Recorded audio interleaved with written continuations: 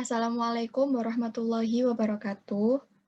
Kami dari kelompok 5 akan mempresentasikan hasil percobaan difraksi. Anggota kelompok 5, Rifda Swaibatul, Romi Alisa, Rodotu Syarifah, Salma Salsabila, Sania Dewanti Putri, Safira Aina Melati, Sulfa Amania, dan Yasinta Aryani. Tujuan dari praktikum ini yang pertama yaitu melatih keterampilan membuat kisi untuk difraksi cahaya. Yang kedua, menentukan panjang gelombang cahaya laser.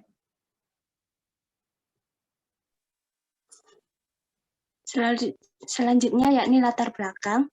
Menurut Huygens tahun 1629 sampai 1995, cahaya merupakan gelombang sama halnya dengan bunyi.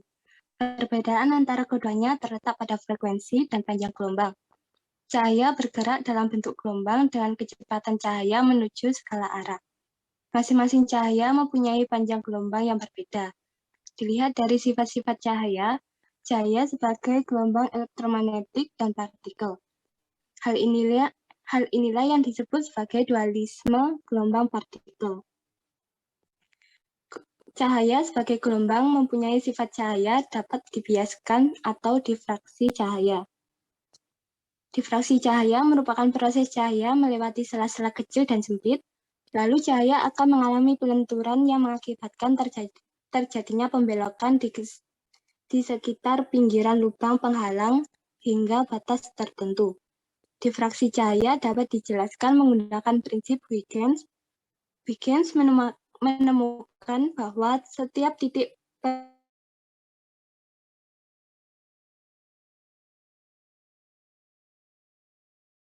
untuk menggambarkan muka gelombang dari amplitudo gelombang yang merambat. Peristiwa difraksi cahaya monokromatis menghasilkan pola terang dan pola gelap. Dengan cahaya monokromatis adalah cahaya dengan satu panjang gelombang, misalnya sinar laser. Difraksi terjadi ketika gelombang cahaya dihambat dalam arah transversal, tetapi berkas cahaya sempurna tidak dapat diperoleh. Oleh karena itu, sinar laser diperlukan karena cahaya yang dipancarkan dari laser memiliki penyebaran yang sangat kecil dan dapat menghasilkan sinar yang akurat. Bentuk gelombang cahaya sinar laser berbentuk bidang datar sempurna, sehingga sangat akurat untuk eksperimen difraksi. Panjang gelombang laser cahaya merah adalah sekitar 650 nanometer. Untuk cahaya polikromatis, pola yang dihasilkan adalah pola terang, pola gelap, dan pola berwarna. Difraksi cahaya dapat dibagi menjadi dua, yaitu sebagai berikut. Yang pertama ada difraksi cahaya celah tunggal. Difraksi cahaya satu warna monokromatis mengenai celah sempit.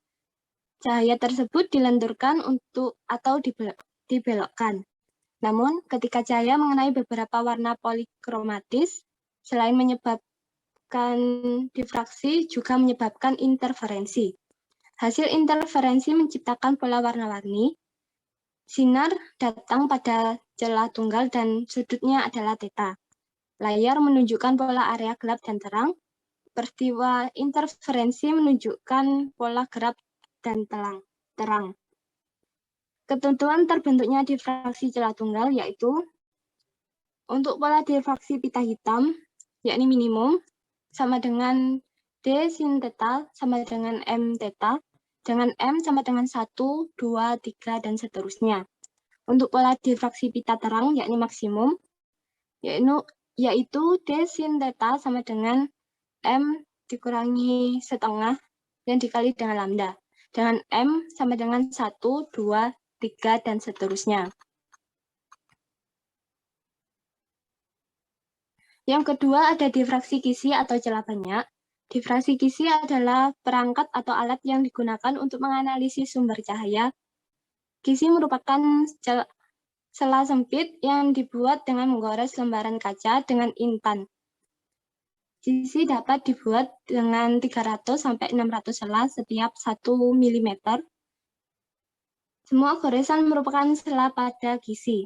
Selah di antara goresan-goresan itu tembus pandang pada cahaya dan area tersebut bekerja sebagai sela-sela yang terpisah. Kisi memiliki konstanta kisi yang memiliki jumlah goresan per satuan panjang. Ini diwakili oleh lebar sela atau D, juga dikenal sebagai jarak antar sela.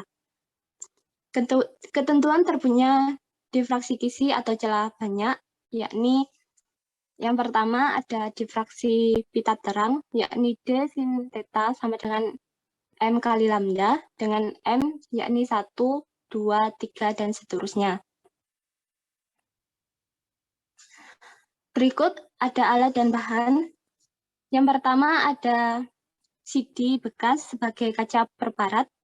Yang kedua ada selotip hitam, jarum pentul, cutter, penggaris, laser, serta kertas HVS.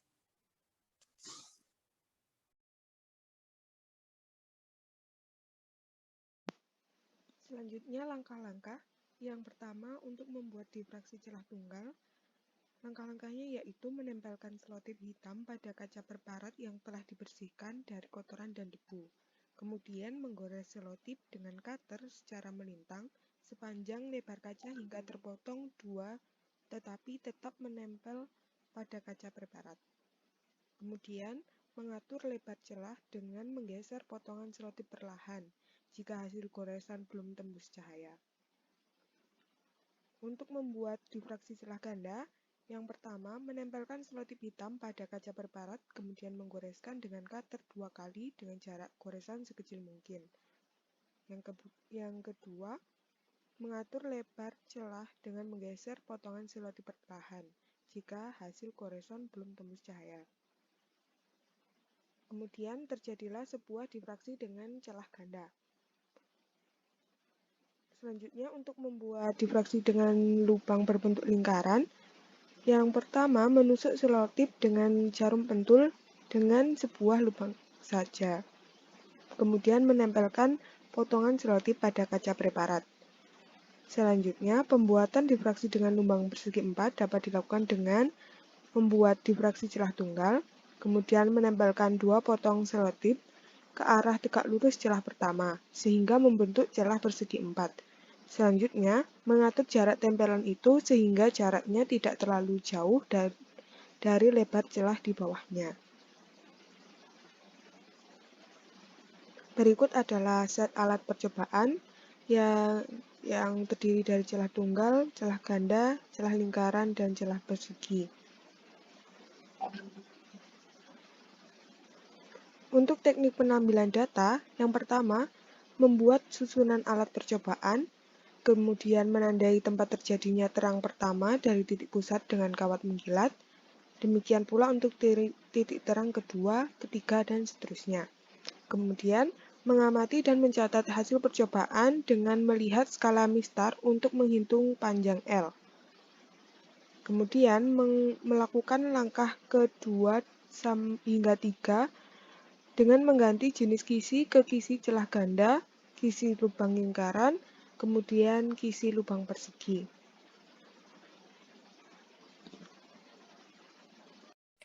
Selanjutnya, data pengamatan.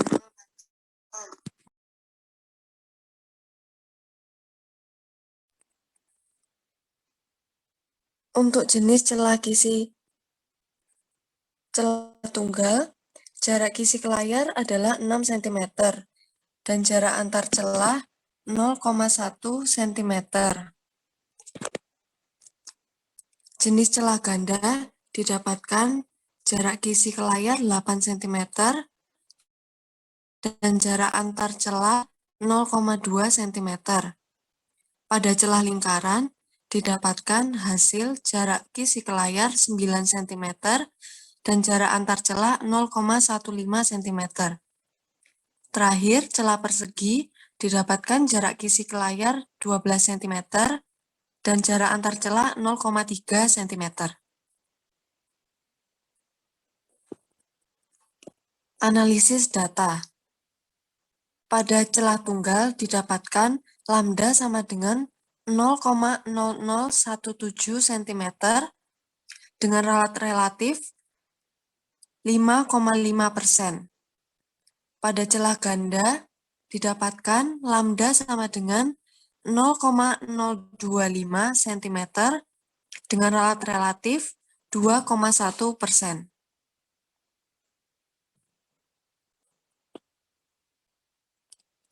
Pada celah lingkaran, didapatkan lambda sama dengan 0,0017 cm dengan alat relatif 2,5%, dan celah persegi lambda sama dengan 0,0025 cm dengan alat relatif 0,96%.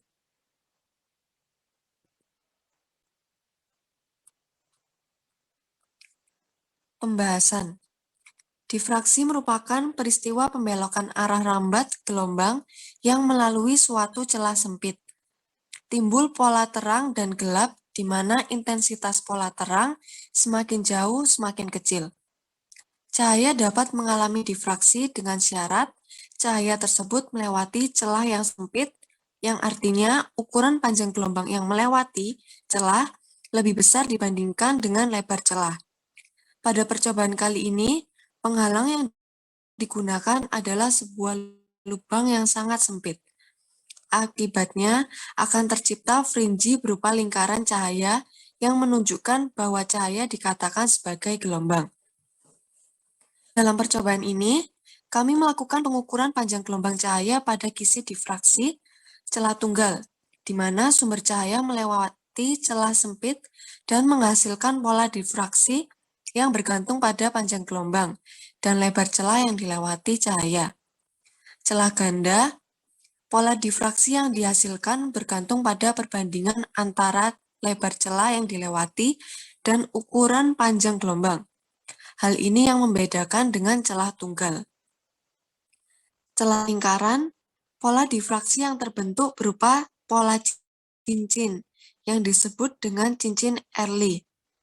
Celah persegi, pola difraksi yang dibentuk oleh kisi difraksi pola persegi adalah pola berbentuk silang, yang merupakan kombinasi dua pola, dihasilkan setiap pasang sisi.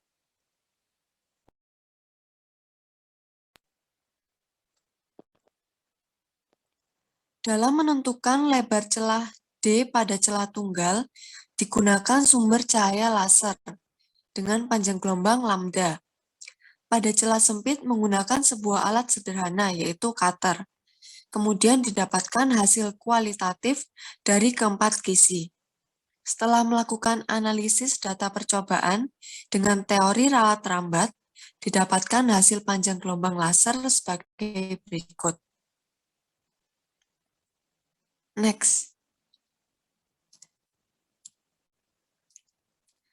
Hasil ini menunjukkan bahwa percobaan kisi difraksi dapat menentukan besar panjang gelombang cahaya tampak, yaitu sinar laser cahaya warna merah.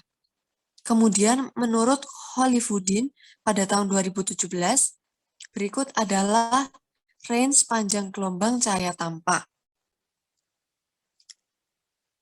Sehingga dapat diketahui bahwa hasil yang didapatkan masih terlalu besar dari range yang ada. Hal tersebut disebabkan ketidaktelitian dalam menentukan lebar pola interferensi di layar dan sinar laser kurang terang. Ini sebagai catatan yang penting dalam kegiatan praktikum fisika di laboratorium, yaitu ketelitian, kejelian, ketekunan yang tinggi agar dapat data-data yang valid. Kesimpulan. Dalam percobaan difraksi kisi ini sangat penting dibutuhkannya keterampilan dalam membuat kisi difraksi. Dalam melatih keterampilan, kita perlu membaca dan memahami beberapa sumber percobaan yang sudah pernah dilakukan dan melakukan percobaan tersebut secara langsung.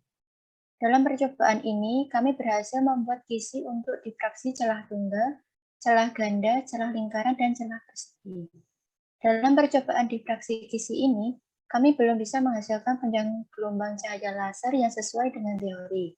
Hal ini dikarenakan adanya beberapa kesalahan selama percobaan.